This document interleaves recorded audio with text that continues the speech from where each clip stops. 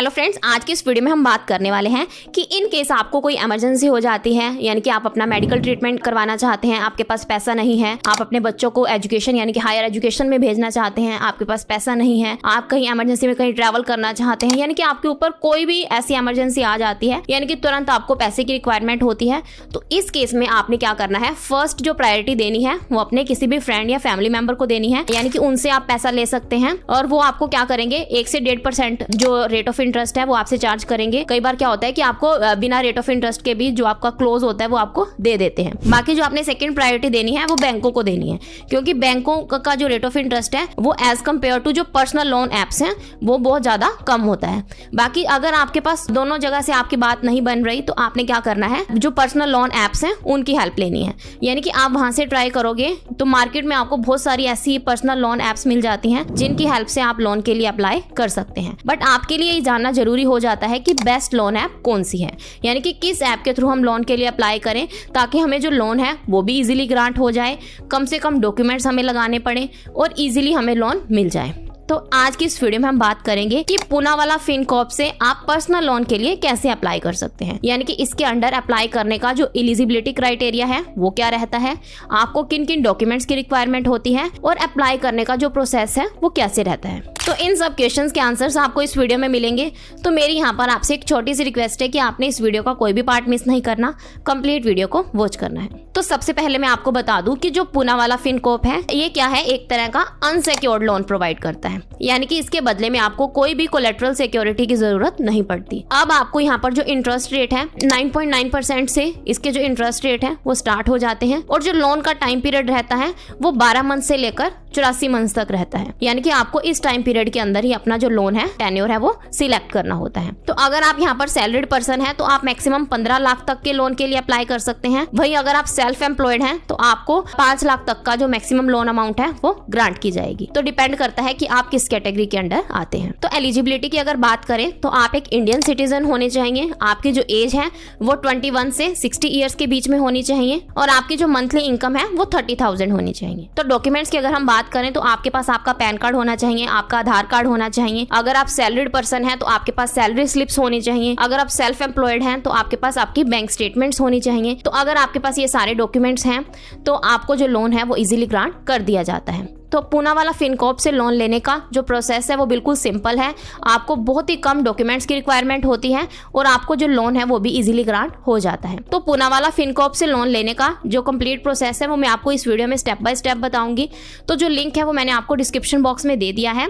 तो आपने क्या करना है, उस लिंक पर क्लिक करना है तो कुछ इस टाइप का इंटरफेस आपको शो होगा। तो यहाँ सबसे पहले आपने अपना आधार रजिस्टर्ड मोबाइल नंबर एंटर करना है। तो इतना करने के बाद आपके इसी आधार रजिस्टर्ड मोबाइल नंबर पर वेरिफिकेशन के लिए ओटीपी आएगा, आपने वो सेम ओटीपी एंटर करना है। तो नीचे आपने तीनों चेक बॉक्सेस को सिलेक्ट करना है और अप्लाई नाउ के ऑप्शन पर क्लिक करना है। तो अब हमारे सामने इंस्टेंट लोन से रिलेटेड पेज ओपन हो जाएगा और यहाँ मेंशन है कि आपने यहाँ पर अपना name as per PAN card enter करना है, यानी कि जो नेम आपका आपके पैन कार्ड के ऊपर मेंशन है वो नेम आपने एंटर करना है। जो डेट ऑफ बर्थ आपके पैन कार्ड के ऊपर मेंशन है वो आपने सेम डेट ऑफ बर्थ यहाँ पर एंटर करनी है। तो नीचे हमने अपनी पर्सनल डिटेल्स एंटर करनी है। सबसे पहले अपना पैन नंबर एंटर करना है, देन अपना name as per PAN enter करना है, अपनी date of birth as per PAN enter करनी है, ईमेल आईडी एंटर करनी है, अपना जेंडर सिलेक्ट करना है, ऑक्यूपेशन टाइप सिलेक्ट करना है। अगर आप जॉब करते हैं तो सैलरीड सिलेक्ट करोगे, अगर आपका खुद का बिजनेस है तो सेल्फ एम्प्लॉयड सिलेक्ट करोगे। नीचे हमने अपनी एड्रेस डिटेल्स एंटर करनी है। तो जो एड्रेस आपके आधार कार्ड के ऊपर मेंशन है वो सेम एड्रेस आपने यहाँ पर एंटर करना है और सबमिट के ऑप्शन पर क्लिक करना है। तो अब इस पेज पर हमारी जो पैन डिटेल्स हैं उनको वेरीफाई किया जाएगा। तो यहाँ हमें हमारी जो पैन कार्ड की डिटेल्स हैं वो शो होंगी। तो हमने यहाँ पर यस इट्स मी के ऑप्शन पर क्लिक करना है। अब हमने यहाँ पर थोड़ा वेट करना है। तो यहाँ हमारी जो सिविल इंफॉर्मेशन है वो फेच हो रही है। तो यहाँ इस पेज पर आप देख सकते हैं, यहाँ क्लियरली मेंशन है कि आपको अपना बैंक अकाउंट ऐड करना है। तो यहाँ से आप अपना बैंक अकाउंट सिलेक्ट करोगे। तो यहाँ हम अपना HDFC बैंक सिलेक्ट करेंगे। तो अगर आपको इस लिस्ट में से आपका बैंक शो नहीं हो रहा तो आप यहाँ पर ऊपर सर्च भी कर सकते हैं। देन हमने अपना मोबाइल नंबर एंटर करना है। जो मोबाइल नंबर आप इस अपने बैंक अकाउंट के साथ ऐड करना चाहते हैं यानी कि लिंक करना चाहते हैं वो सेम मोबाइल नंबर आपने एंटर करना है और प्रोसीड के ऑप्शन पर क्लिक करना है। तो इतना करते ही सेम आपके इसी मोबाइल नंबर पर एक ओटीपी सेंड किया जाएगा। हमने वो सेम ओटीपी एंटर करना है और वेरीफाई के ऑप्शन पर क्लिक करना है। तो अब आपको यहाँ पर आपका बैंक अकाउंट शो होगा और नीचे सेविंग्स अकाउंट नंबर भी मेंशन है। तो हमने यहाँ पर लिंक सेलेक्टेड अकाउंट के ऑप्शन पर क्लिक करना है। तो अब हमारे इसी मोबाइल नंबर पर वेरिफिकेशन के लिए एक OTP सेंड किया जाएगा। तो हमने वो सेम OTP यहाँ पर एंटर करना है और वेरीफाई के ऑप्शन पर क्लिक करना है।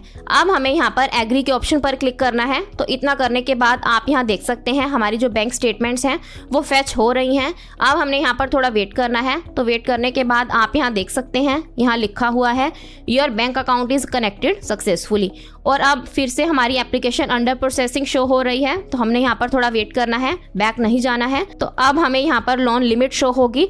तो हमें यहाँ पर जो लिमिट मिली है वो 50,000 से लेकर 4,55,000 तक मिली है। तो इसके बीच में ही आप क्या करोगे, लोन अमाउंट सिलेक्ट करोगे कि आपको कितने लोन की रिक्वायरमेंट है। तो जो ये लोन अमाउंट है ये भी डिपेंड करती है कि आपका जो सिबिल स्कोर है वो कैसा है। जितना अच्छा सिबिल स्कोर होगा उतने ही हायर अमाउंट के लोन के लिए आप एलिजिबल हैं। यानी कि अगर आपका जो सिबिल स्कोर है वो कम है तो आपको बहुत ही कम यानी कि 50 से 60,000 तक के लोन का ही अप्रूवल मिलेगा।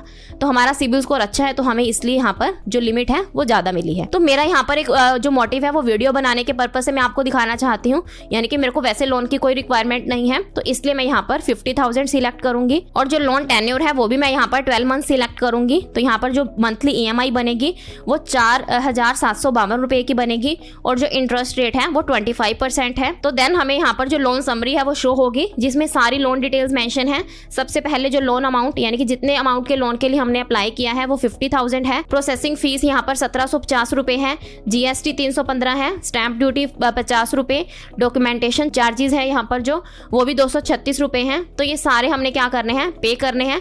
तो जो टोटल लोन अमाउंट हमारे बैंक अकाउंट में क्रेडिट होगी वो 47,649 रुपए होगी। तो बाकी हमें क्या करने हैं, ये पे करने हैं प्रोसेसिंग फीस के नेम के, GST, स्टैंप ड्यूटी और डॉक्यूमेंटेशन चार्जेस के नेम के। अब हमने यहाँ पर कंटिन्यू के ऑप्शन पर क्लिक करना है। अब हमें यहाँ पर इस पेज पर एडिशनल इन्फॉर्मेशन एंटर करनी है। सबसे पहले हमसे लोन रीजन पूछा गया है कि आप लोन किस लिए लेना चाहते हैं। तो हमें यहाँ पर अपना रीजन भी बताना है कि आप पर्सनल यूज के लिए लेना चाहते हैं, बैलेंस ट्रांसफर के लिए लेना चाहते हैं, कोई हाउस परचेज करना चाहते हैं उसके लिए लेना चाहते हैं। तो हम यहाँ पर पर्सनल यूज के लिए लेना चाहते हैं तो इसलिए पर्सनल यूज वाला ऑप्शन सिलेक्ट करेंगे। देन हमने अपनी हाईएस्ट एजुकेशन क्वालिफिकेशन सिलेक्ट करनी है। तो यहाँ मैं ग्रेजुएशन सिलेक्ट करूंगी, अपना फादर नेम सिलेक्ट करना है, मैरिटल स्टेटस सिलेक्ट करना है और कंटिन्यू के ऑप्शन पर क्लिक करना है। अब हमारी जो ईमेल आईडी है वो वेरीफाई की जाएगी और हमने यहाँ पर गेट OTP के ऑप्शन पर क्लिक करना है। तो हमारी इसी ईमेल आईडी पर वेरिफिकेशन के लिए एक OTP सेंड किया जाएगा। हमने वो सेम OTP एंटर करना है और सबमिट के ऑप्शन पर क्लिक करना है। अब नेक्स्ट हमने अपनी जो KYC है वो कंप्लीट करनी है। तो इसके लिए हमने प्रोसीड टू KYC के ऑप्शन पर क्लिक करना है। अब हमने यहाँ पर डिजिलॉकर में लॉगिन करना है। तो सबसे पहले हमने अपना आधार नंबर एंटर करना है, कैप्चा कोड एंटर करना है और नेक्स्ट के ऑप्शन पर क्लिक करना है। अब हमारे आधार रजिस्टर्ड मोबाइल नंबर पर वेरिफिकेशन के लिए एक OTP सेंड किया जाएगा। हमने वो सेम OTP एंटर करना है और कंटिन्यू के ऑप्शन पर क्लिक करना है। अब यहाँ से हमने अपने जो डॉक्यूमेंट्स हैं जैसा कि आपका Aadhaar card, driving licence, PAN card, तो इनको सिलेक्ट करने के लिए हमने यहाँ पर इश्यूड डॉक्यूमेंट्स में सिलेक्ट ऑल के ऑप्शन पर क्लिक करना है। तो आप यहाँ देख सकते हैं यहाँ लिखा हुआ है प्रोसेसिंग योर रिक्वेस्ट, यानी कि हमारी जो रिक्वेस्ट है वो प्रोसेस हो रही है। तो हमने इसी पेज पर बने रहना है। जैसे ही हमारी जो प्रोसेसिंग है वो कंप्लीट हो जाएगी तो हमें कुछ इस टाइप का इंटरफेस शो होगा। तो यहाँ हमने अपनी जो सेल्फी है वो अपलोड करनी है। तो इसके लिए हमने टेक अ सेल्फी नाउ के ऑप्शन पर क्लिक करना है। अब हमने यहाँ पर अपनी सेल्फी क्लिक करके अपलोड करनी है और कंटिन्यू के ऑप्शन पर क्लिक करना है। अब यहाँ फिर से प्रोसेसिंग होगी, यानी कि हमने थोड़ा वेट करना है, बैक नहीं जाना है। तो यहाँ पर क्लियरली मेंशन है प्लीज कंफर्म योर एड्रेस। तो यहाँ हमने अपनी जो एड्रेस डिटेल्स हैं उनको कंफर्म करना है। तो इसके लिए हमने अपना ओनरशिप टाइप सिलेक्ट करना है कि आप रेंटेड हाउस पर रहते हैं, आपका खुद का घर है या फिर आप अपने पेरेंट्स के हाउस में रहते हैं। तो हम यहाँ पर अपने पेरेंट्स के हाउस में रहते हैं तो इसलिए हम यहाँ पर ओन्ड बाय पेरेंट्स सिलेक्ट करेंगे। आप अपने अकॉर्डिंग सिलेक्ट करोगे। देन नीचे हमसे पूछा गया है do you reside on the above mention address. तो हम यहाँ पर येस वाला ऑप्शन सिलेक्ट करेंगे और कंटिन्यू के ऑप्शन पर क्लिक करना है। तो इतना करने के बाद आपको यहाँ पर थोड़ा वेट करना है, यानी कि प्रोसेसिंग हो रही है। तो इतना सब करने के बाद जो लास्ट स्टेप है वो है लोन एग्रीमेंट साइन करना और ऑटो पे करना। तो लोन एग्रीमेंट हमारे पास जैसे ही शो होगा हमने इसको ऑनलाइन साइन करना है, यानी कि उस एग्रीमेंट पर हमने ऑनलाइन सिग्नेचर करने हैं। और जो लास्ट है हमारे पास ऑटो पे। ऑटो पे का मतलब क्या होता है, जिस भी बैंक अकाउंट अमाउंट में आप लोन अमाउंट लेना चाहते हैं तो आपने क्या करना है, आपके पास उसी बैंक अकाउंट का एटीएम कार्ड होना चाहिए या फिर नेट बैंकिंग होनी चाहिए, ताकि आप क्या कर सको, उसमें जो ऑटो पे वाला ऑप्शन है उसको ऑन कर सको, ताकि जो भी आपकी ईएमआईज बनेंगी आपको ये जरूरत ना पड़े कि जैसे ही आपकी ड्यू डेट आए आप साथ के साथ अपनी जो ईएमआईज है वो पे करो। यानी कि आपके ऊपर इस चीज का कोई बर्डन नहीं रहेगा। ऑटो पे करने से अपने आप जो किस्तें हैं वो ऑटोमेटिकली आपके अकाउंट से कटती रहेंगी। तो ये आज की डेट में करना बहुत ज़्यादा ज़रूरी हो चुका है। तो आपने लास्ट में क्या करना है, अपना लोन एग्रीमेंट साइन करना है और ऑटो पे को अनेबल करना है। तो इतना करने के बाद आपका जो लोन अमाउंट है वो आपके बैंक अकाउंट में क्रेडिट कर दी जाएगी। तो ये था कंप्लीट कि कैसे आप घर बैठे बैठे पूनावाला फिनकॉर्प से पर्सनल लोन के लिए अप्लाई कर सकते हैं। आई होप आपके सारे डाउट्स क्लियर होंगे। अगर आपको फिर भी कोई डाउट है तो आप कमेंट सेक्शन में पूछ सकते हैं। So this is the end of my video. अगर आपको मेरी वीडियो अच्छी लगी हो तो प्लीज़ मेरी वीडियो को लाइक करें और मेरे चैनल को सब्सक्राइब करें। Thanks for listening and thank you everyone.